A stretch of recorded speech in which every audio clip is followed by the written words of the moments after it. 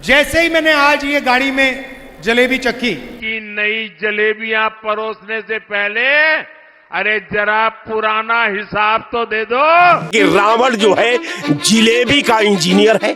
हमने उनका मजाक नहीं उड़ाया, हमने नीतियों पे बात की। आज जिस लंका से उन्होंने जलेबी भेजी है, बीजेपी ने जिस तरह से आईएनएलडी को, बीजेपी को, बीएसपी को फाइनेंस किया, उनकी वजह से कांग्रेस हारी। पीएसओ में तैनात कैडर जो आईएएस और आईपीएस का कैडर है, वो विधा के साथ ब्लैकमेल किए हैं। ये आपके कांग्रेस पार्टी के कार्यकर्ता और तमाम ऐसे बड़े मंत्री और तमाम नेता और तमाम ऐसे कार्यकर्ता और प्रवक्ता ये कहते हैं कि मीडिया किसी ने खरीद ली है भाजपा सरकार में। नहीं, देखिए, लोकतंत्र के चौथे तो कांग्रेस का एग्जिट पोल फिर हम कैसे दिखा सकते? देखिए, एग्जिट पोल अगर दिखाया गया है तो उसमें क्या था, तो मीडिया ही तो बताएगी। हम लोग लड़ने वाले लोग हैं, हम लोग लोकतंत्र को अपने खून से सींचा है, इस संविधान को अपने खून से कांग्रेस ने सीखा है। हार को हम एक्सेप्ट करते हैं। भारतीय जनता पार्टी का पाप का ऑपरेशन करने में उनका सिस्टम सहायक हो गया, हमारा सिस्टम निगेटिव हो गया। इस वक्त हम हजरतगंज चौराहे पर खड़े हैं। आज का मुद्दा है हमारा कल रात हरियाणा में जो चुनाव हुआ है, जिस तरीके से देखा गया कि हरियाणा में भारतीय जनता पार्टी की जीत हुई। बात करें जलेबी की, तो जलेबी आज ही जो है भारतीय जनता पार्टी हरियाणा की तरफ से भारतीय जनता पार्टी ने राहुल गांधी के घर पर उनको 1 किलो की जलेबी भेजी गई है। तो चलिए लोगों से बात करते हैं और इस बारे में जानते हैं कि आखिर इस मुद्दे पर क्या कहना चाहते हैं। जनाब, मेरा नाम अमीर जामई है और मैं प्रवक्ता हूँ समाजवादी पार्टी का। सर, आप क्या देखते हैं कि जिस तरीके से कल हरियाणा में कांग्रेस की वहाँ पे हार हुई है और भारतीय जनता पार्टी की जीत हुई है, तो उस पर आप क्या कहना चाहेंगे? देखिए, कल हरियाणा का ही रिजल्ट तो नहीं आया है, कल जम्मू एंड कश्मीर का भी रिजल्ट आया है। और हरियाणा में सभी लोगों को, किसानों को, युवाओं को, महिलाओं को, सबको उम्मीद थी कि भारतीय जनता पार्टी की हार होगी। लोकतंत्र में 2 ही चीज़ें होती हैं, हार या जीत। हार को हम एक्सेप्ट करते हैं। अब उसकी हम पहले तो जो कारण है वो अलग बात है, हम अपनी बातों को भी सोचते हैं कि हम में क्या कमियां रही होंगी। तो हरियाणा में बहुत सारी बातें की जा रही हैं, लेकिन जो रिज़ल्ट कल का आया है वो हम देख रहे हैं कि बीजेपी और कांग्रेस के वोट प्रतिशत में कोई बहुत ज़्यादा फ़र्क नहीं है, 1% का भी फ़र्क नहीं है। दूसरी बात यह है कि बीजेपी ने जिस तरह से आईएनएलडी को, बीजेपी को, बीएसपी को फाइनेंस किया, उनकी वजह से कांग्रेस हारी 14 सीटों पर। अब तो आंकड़े सामने हैं। दूसरी बात, माननीय अखिलेश यादव जी, हमारी समाजवादी पार्टी इस देश में नरेंद्र मोदी जैसी आंधी कोई चीज़ है। 2024 में उत्तर प्रदेश के चुनाव में समाजवादी लोगों ने भाजपा को ठीक कर दिया था, लेकिन जब वो चर्चा चल रही है, आदरणीय नड्डा जी का भाषण हुआ, प्राइम मिनिस्टर साहब का भाषण हुआ, कांग्रेस जलेबियां बांट, भाजपा जलेबियां बांट रही है। जलेबी से याद आया कि कांग्रेस जिस पे जलेबी कहती, क्या सही में उनकी जलेबी वो ठंडी पड़ गई या खत्म हो गई या कोई खा लिया? हमारा मुद्दा जलेबी नहीं है।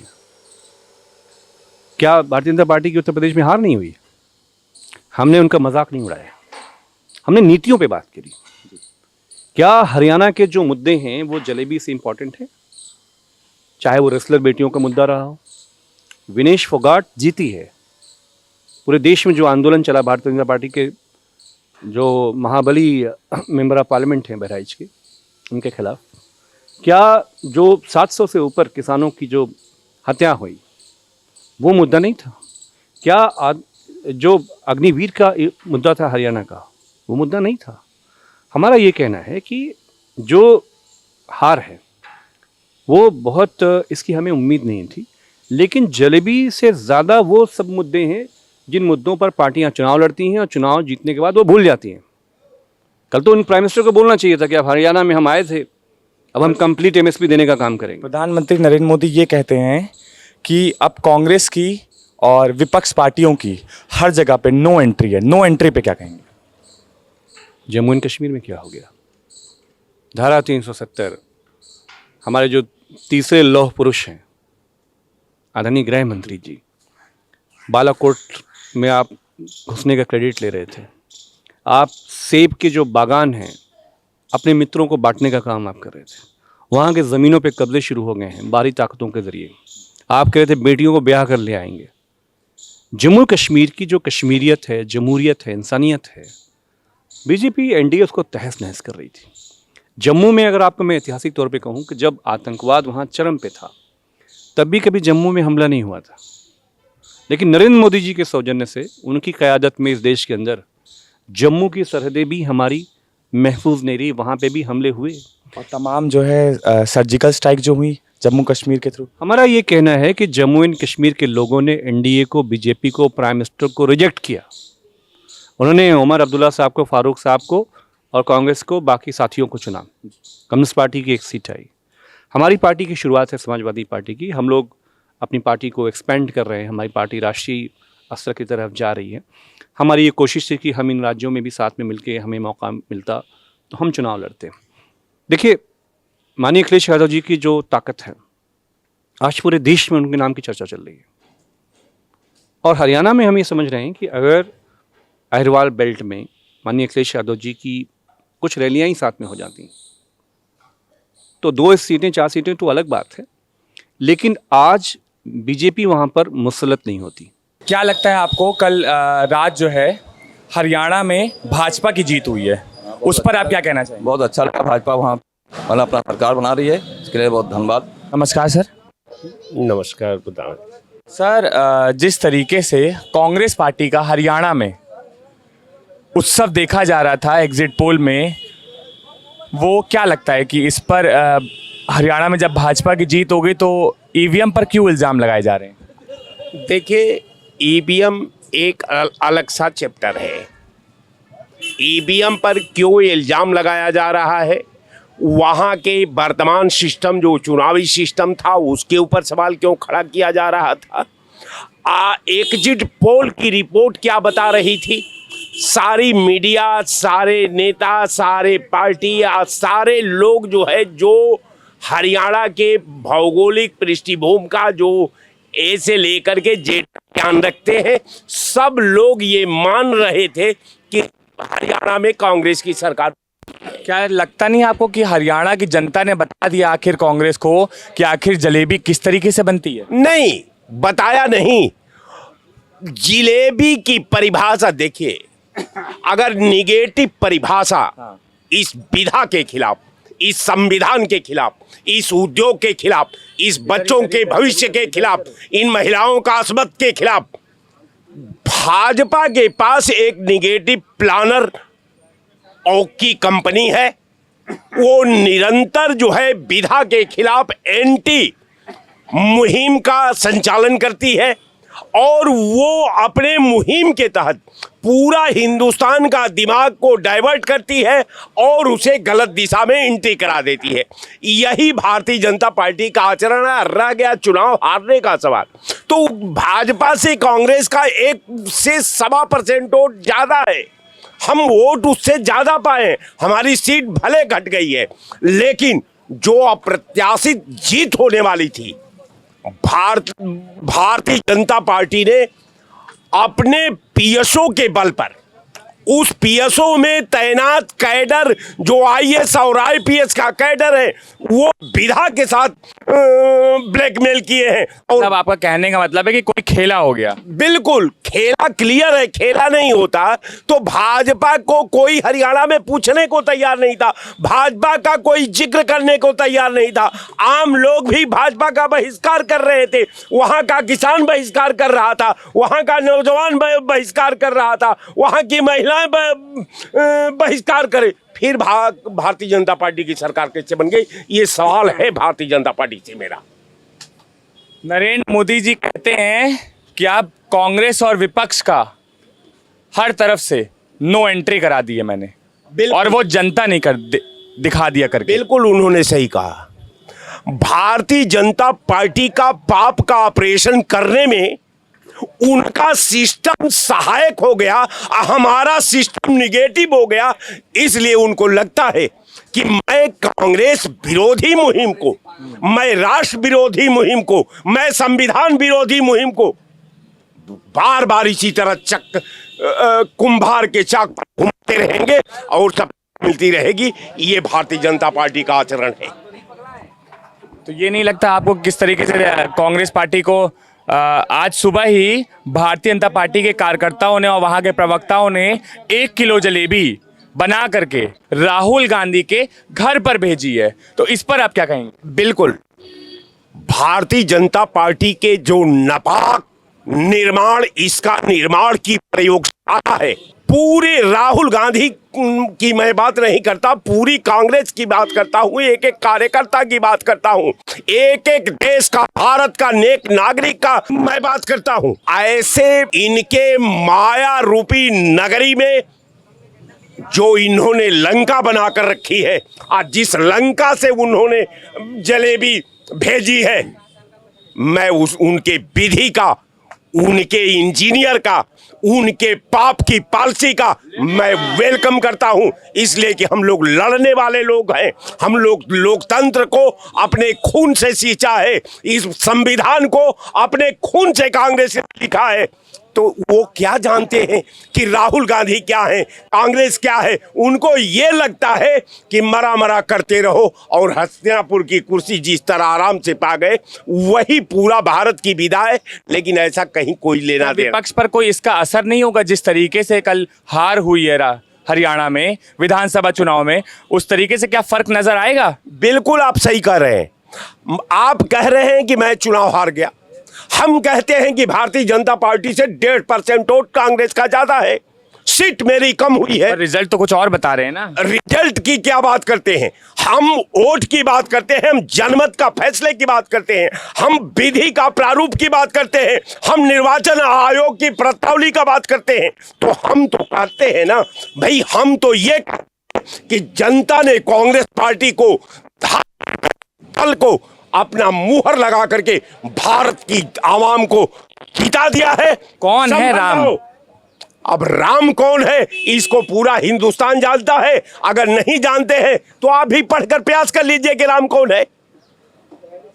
राम कौन है? जब लंका की बात हुई भारतीय जनता पार्टी की, तो लोग ये तो जान जाएंगे कि भाई भारतीय जनता पार्टी में रावण कौन है, बट ये कैसे जानेगा कोई कि विपक्ष में राम कौन है? बस अब आप आ गए असली जगह पर, जहां जिस मैं पैटर्न में आपको तलाश रहा था। बिल्कुल आपने सही कहा कि रावण को तो आप पहचान लिए, इसलिए कि रावण जो है जिलेबी का इंजीनियर है। नहीं, लोग पहचान गए, हम नहीं पहचाने। मने आपका समूह, आपके लोग, आपके शुभचिंतक। रावण कौन है भारतीय जनता पार्टी? मैं वही तो बता रहा हूं, देखिए मैं व्यक्ति का नाम नहीं लिया, हम लोग पॉलिटिकल आदमी हैं, हम व्यक्ति का नाम नहीं लेंगे, लेकिन हम अपना पक्ष तो रखेंगे साहब। ये मेरा धर्म बनता है, अब मैं पक्ष रखूंगा। कर्तव्य आपका। जहां से जलेबी आई है वो माया रूपी नगरी लंका है, और लंका की छनी हुई जिलेबी को जिस तरह विभीषण ने राम का वेलकम किया था अपने खेमा में, उसी तरह उस जिलेबी का मैं कांग्रेस पार्टी की तरफ से वेलकम करता हूं और उस इंजीनियर को धन्यवाद देता हूं कि मैं उम्मीद करता हूं कि वो आने वाला कल में अगर जिलेबी भेजेगा तो उससे भी बेहतरीन जलेबी कहाँ बा? जीत के बाद लड्डू बांटी जाती है, जलेबी तो मैंने पहली बार मैं सुन रहा हूँ। तो जो भी जीता उसको बहुत बहुत बधाई, शुभकामनाएं। जो पार्टी हारी वो अपना समीक्षा करे कहाँ से चूक हुई। मगर एक बात और कहना चाहता हूँ कि ओवर कॉन्फिडेंस में जो किसका ओवर कॉन्फिडेंस? कांग्रेस पार्टी का ओवर। पार्टी हरदम घमंड में रहती है, और इन्होंने जो अलायंस किया था वो गठबंधन पहले ही टूट चुका था। केजरीवाल जी अलग चुनाव लड़े, और भी वहाँ हरियाणा में जितनी पार्टियां थी सब अपने अपने सीट की डिमांड की, मगर उसको कांग्रेस ने पूरी नहीं कर पाई। इसके वजह से उनका हार हुआ है। भारतीय जनता पार्टी और नरेंद्र मोदी जी के गरीब कल्याण योजना से जन जन तक जो भी पहुंचा उसके लाभार्थी उससे संतुष्ट है। भारतीय जनता पार्टी सबका साथ सबका विकास विश्वास पे वोट दिया है, उसके लिए बहुत बहुत धन्यवाद देता हूं, और हरियाणा की जनता को बहुत बहुत आभार, और तीसरी बार हैट्रिक लगाने भारतीय जनता पार्टी को बहुत बहुत धन्यवाद। सर ने बताया कि भाजपा सरकार में कोई रावण है, आखिर वो रावण कौन है? पता नहीं है, जानता हूँ मैं जानता हूँ कि हमारी जनता और हमारा विकास। तो क्या भाजपा कार्यालय लंका की जगह है क्या, जहां से जलेबी भेजी गई? नहीं, जलेबी कौन लाया, इसके ऑनर कौन है, इसके बारे में मुझे कुछ नहीं पता। कौन बांट रहा है, लेकिन कभी भी कोई शुभ कार्य होते हैं तो उसमें लड्डू बांटी जाती है। जिलेबी नहीं। आप अपने घर का गृह प्रवेश कराते हैं या फिर न्यू खुलवाते हैं तो लड्डू मंगाते हैं, तो शुभ काम में लड्डू आती है, जिलेबियाँ नहीं। और जो जिलेबी लाया भगवान उसको सद्बुद्धि दें और पुनः अपने अपने क्षेत्र में लोग लगे विकास करें। भारतीय जनता पार्टी सबका साथ सबका विकास और सबके विश्वास पे प्रचंड बहुमत से सरकार बनाई है। से आपकी धन्यवाद देता हूँ। हरियाणा का एग्जिट पोल देखा जा रहा था, भाजपा का मॉरल वहां डाउन होता चला दिख रहा था, लोग हताश हो रहे थे, पर जैसे ही जब फाइनल डिसीजन आया तो उनका उत्साह एक अलग देखा गया। इस पर क्या कहेंगे? देखिए, इस पे क्या कहेंगे, इस पे मीडिया ने हो सकता है उछाल दिया हो, मीडिया की तो काम मान के चलिए कि अगर मीडिया पे तो ये आपके कांग्रेस पार्टी के कार्यकर्ता और तमाम ऐसे बड़े मंत्री और तमाम नेता और तमाम ऐसे कार्यकर्ता और प्रवक्ता ये कहते हैं कि मीडिया किसी ने खरीद ली है भाजपा सरकार में। नहीं, देखिए, लोकतंत्र के चौथे स्तंभ कांग्रेस का एग्जिट पोल फिर हम कैसे दिखा सकते हैं? देखिए, एग्जिट पोल अगर दिखाया गया है तो उसमें क्या सच है तो मीडिया ही तो बताएगी। मगर ज्यादा ओवर हमने क्या कहा कि ज्यादा ओवर कॉन्फिडेंस हार का कारण बनता है, वही हुए कांग्रेस पार्टी के साथ। तो जहां भी उनके चूक हुई है वो अपना समीक्षा करे। बाकी भारतीय जनता पार्टी ने अपनी तीसरी हैट्रिक लगाई है, उसके लिए धन्यवाद देता हूँ। जो भी मुख्यमंत्री बनेगा उसकी अग्रिम शुभकामनाएं, बधाइयाँ। जिस तरीके से आपने देखा कि बात हरियाणा के चुनाव की थी, विधानसभा चुनाव में जिस तरीके से एग्जिट पोल दिख रहे थे कुछ और रिजल्ट आने के बाद पता चला कुछ और। तमाम लोगों से हमने बात की और आपने सुना कि बात यहाँ तक आ गई, रामायण तक पहुँच गई। ये तक बोल दिया गया कि भाजपा कार्यालय एक लंका की जगह है और उस लंका से जलेबी श्री राम के घर पे भेजी गई। श्री राम कहाँ वनवास थे, अब आखिर श्री राम कौन है हम जानते विपक्ष पार्टी में। तमाम आप ऐसी खबरें देखते रहेंगे। कैमरा पर्सन उत्कर्ष सिंह के साथ अंबर शुक्ला, लखनऊ।